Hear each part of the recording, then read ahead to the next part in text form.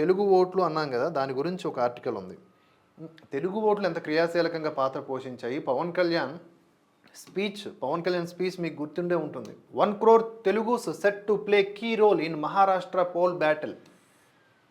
A 30,000 strong Telugu voter community is set to play a key role in Mumbai's Worli constituency, from where Shiva Sena UBT candidate Aditya Thackeray is facing a tough battle against Shiva Sena's Milind Diora. So, ikkada Shiva Sena candidate ante Shinde Shiv Sena candidate ముందంజలో ఉన్నాడు. 18,204 ఓట్లతో ముందంజలో, 17,607 ఓట్ల మైనస్లో ఈయన ఉన్నాడు. So ఇది పరిస్థితి. So ఇక్కడ రేహో అది మ్యూజిక్ వేసుకోవచ్చు.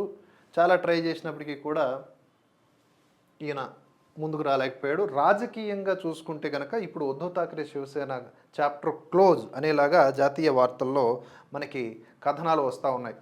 చాలా కష్టపడ్డాడు. ఆ సమీకరణాలు అసలు మామూలుగా లేవు. అసలు చాణక్యుడికి కూడా ఆశ్చర్యపోయేలాగా ఉద్ధవ్ ఠాక్రే కష్టపడ్డాడు. అంటే నేను రివర్స్లో చెప్తున్నా, ఎంత అనుకున్న సిద్ధాంతం అనేది ఒకటి ఉంటుంది కదా, ఆ పార్టీ అంకురార్పణ దేంతో జరిగిందనేది ఒకటి ఉంటుంది కదా. ఆ హిందుత్వ ఐడియాలజీని పక్కన పెట్టేసి ఏదేదో చేసేస్తామంటే ఎలాగా? ఈ పుంపుహార్ అంతా కూడా పులిహార అయిపోయింది.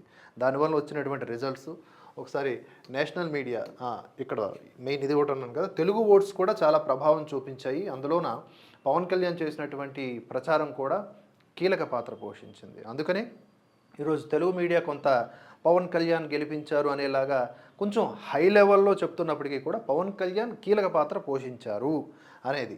అలాగే అసదుద్దీన్ ఓవైసీ లాంటి వాళ్ళు 15 మినిట్ అని ప్రతిసారి గుర్తు చేస్తున్న వైనాన్ని కూడా ఎండగట్టారు. మీరు మా సహనాన్ని